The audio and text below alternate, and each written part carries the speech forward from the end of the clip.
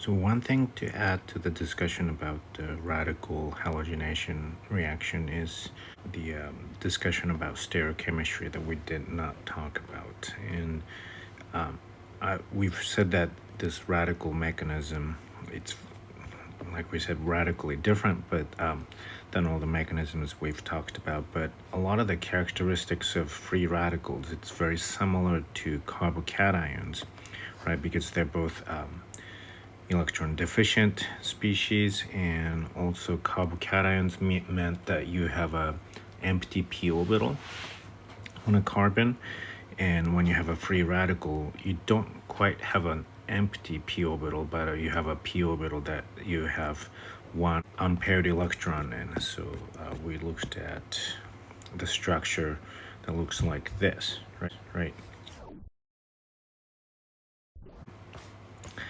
So now let's think about the stereochemistry, right? But to do that, maybe we'll think through the mechanism first. Remember, in the initiation step, the homolytic cleavage of the bromine molecule happens, and once that happens, right, you end up with a bromine radical, and that is what reacts with a non-radical molecule, meaning in this case this guy, right? That and then the radical will obstruct the hydrogen, so it would look like this. And I want you to see how I'm using two arrows, two half-headed arrows from the CH bond, because that bond has two electrons in it, and in each half-headed arrow only represents one electron each, so we need to have two arrows coming from that to indicate what happens to that bond, because that bond is not going to be present in the intermediate, right? And then I want you to see how that free radical that I just drew, that dot, comes from this arrow here, and how these two arrows would show the formation of HBr bond. Okay, so that is no longer radical, but we did get a radical here, and so hence we call this a propagation step. Now what? Well, this can react with bromine, and then you might think, well, I thought that the bromine molecule got homolytically cleaved into bromine radicals. Remember, that only happens to like a molecule or two of the whole population of bromine molecules. It's a very rare event. So most of the bromine molecules are intact like this, and so it could participate in further propagation, right? Again, a propagation step. And the question is, like, which way the bromine reacts with this free radical. And remember that this is like sp2, meaning like trigonal planar type of a geometry. So the Br2 can react from either face of the radical.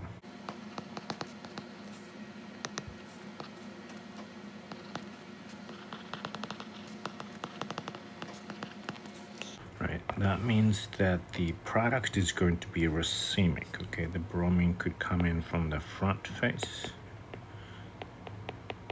and we would have that. If the bromine came in from the back face, we would have that. So we essentially get racemic. So maybe for this answer here, we'll say draw the product like so, meaning that it's racemic product. Okay, so that's what we want to say about the stereochemistry of radical halogenation. Now remember that we said that the resonance capable radical is the most stable type of radical species, just like with carbocations, right? And so for that reason, we might wonder if we were to treat an alkene molecule that has an allylic hydrogen, like right here. There's that's the allylic position, and there's an allylic hydrogen that can be abstracted by a bromine radical. You would end up with resonance stabilization capable radicals. That would be the most stable. So then would we end up with a product that looks like this? So that's the question we want to ask, and the short answer is yes, but it comes with some complications because, right, like just to think about an abbreviated mechanism here. Here I'm just drawing one of the two hydrogens just for simplicity. So absolutely this can happen to produce this allylic radical resonance capable radical intermediate, and then that can react with the bromine molecule.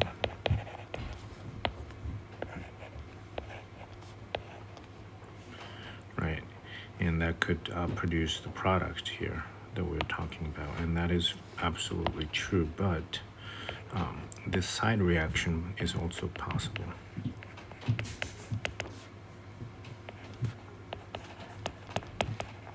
If there's enough bromine molecules around, because remember this can act as a electrophile that directly adds to form bromonium cation. Oops.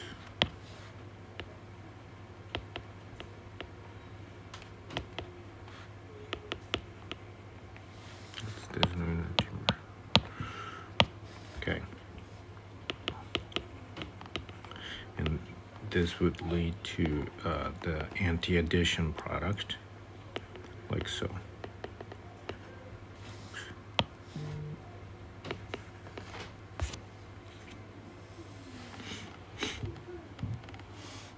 So in case the goal is to produce the product where the bromine substitutes at the allylic position, we need to minimize this side reaction that can happen, right? To minimize that side reaction, we just need to have a lower concentration of bromine molecules, but we still need bromine radicals, right?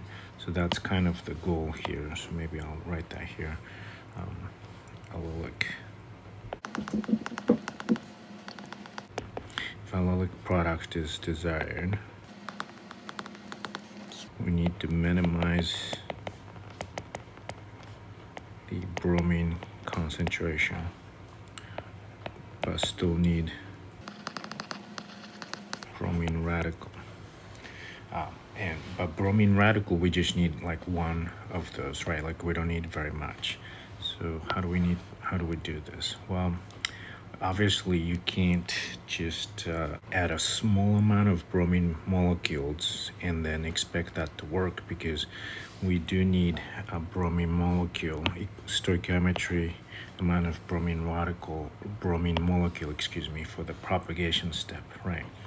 So like you can't get free lunch. So what we're going to do is to use a different reagent to make that happen, and the most common reagent is called NBS, or N-bromosuccinimide, which looks like this. And yeah, this is something you do want to know the structure of. Okay, N-bromosuccinimide, it looks like that, and with this you can actually produce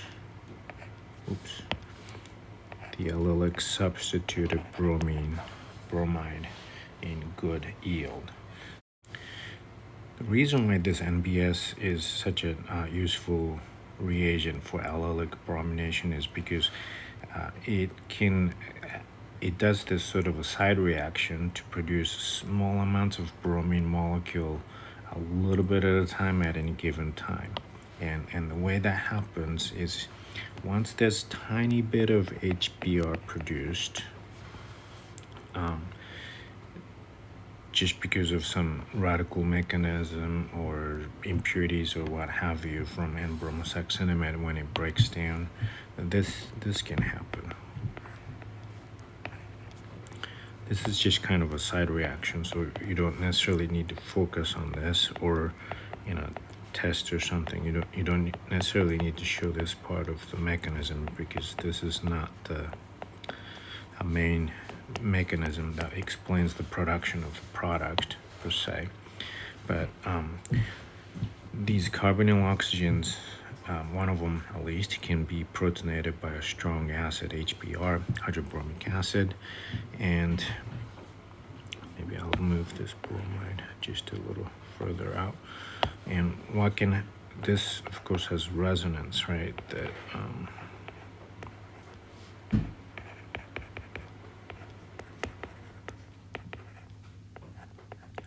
where the positive charges on the nitrogen, and we have this nucleophilic bromide that could free this bromine and neutralize that positive, uncomfortable, positively charged nitrogen to produce a small amount of bromine molecule.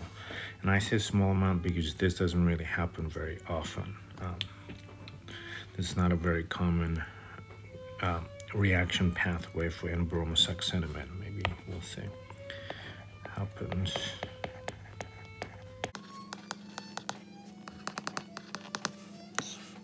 But we get, oops.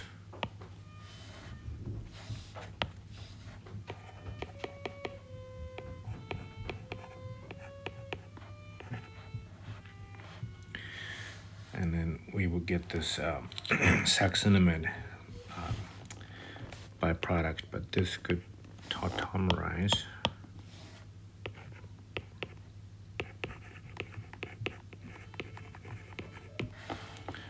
to the succinimide structure. You have a name right there. Anyway, the whole point here is that you get a small amount of bromine molecule. Okay, so that at any given point you just have this really tiny amount, so that you're not going to have that side reaction where the bromine adds through the electrophilic mechanism to make that molecule. That's going to be minimized. So what's going to happen with this is that under the UV light condition is that the NBS can easily cleave the weak nitrogen-bromine bond. It's a very unusual bond. It's because it's a very weak one, right? So that leaves with succinimide radical and bromine radical. And all you need is just this one bromine radical, and that can get the reaction going because, right, it can abstract the allylic hydrogen easily, because the resulting radical is a very stabilized radical. I should basically say this is essentially irreversible.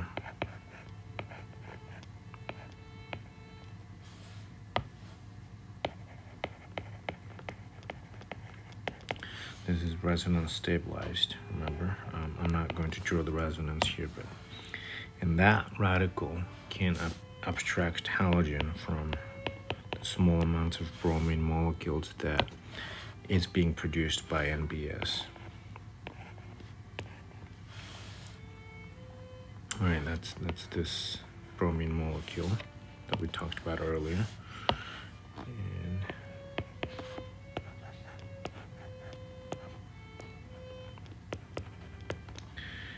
And the nice thing about this is a propagation step, so you end up with a bromine radical that can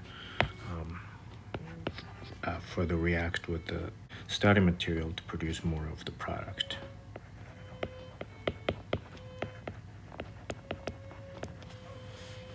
Right, so that would be the mechanism right there, how the allylic bromine products gets formed. Now let's think about some examples here. This might be a good time to pause the video and then see if you can solve these problems. What would be the expected products? It might take you a little bit of time to think about this. It's not, especially the first one there, might not be as straightforward as you think. So pause the video and think about the products. Okay. Now, what would be the products here, right? Like with NBS, there's going to be some sort of a bromine radical that can abstract the hydrogen. And of course, the easiest hydrogen to abstract would be right there at the tertiary spot. Oops, it's a half-headed arrow. And that'd be also beneficial because it happens to be at the allylic position. So that's not only a tertiary radical, but it's also resonance stabilized. Now, this does have resonance, and here's what the resonance forms look like. Right, earlier, the two resonance forms right here, that didn't really matter because either resonance form, whichever the resonance form reacts with bromine molecule, you would get the same product. But here, the product would be different. So for that reason, you actually do end up with two products here. So if this radical reacts, or if that resonance form reacts, you would get this. And if this resonance reacts, then you would get,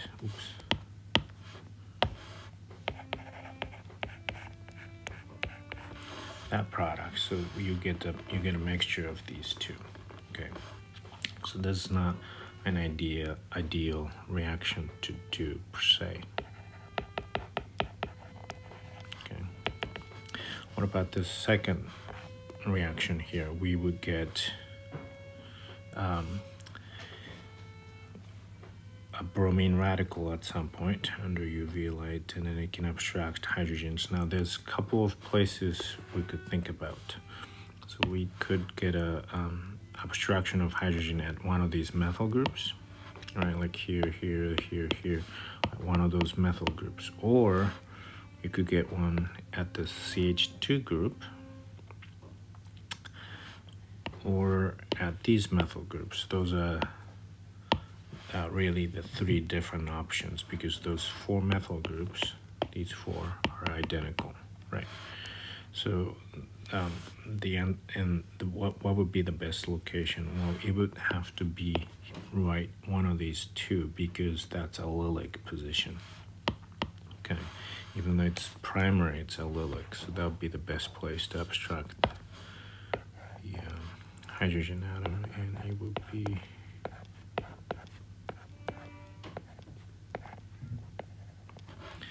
the radical intermediate you would get would be that. And remember, this is resonance stabilized, right? And then that once that reacts with a small amount of bromine,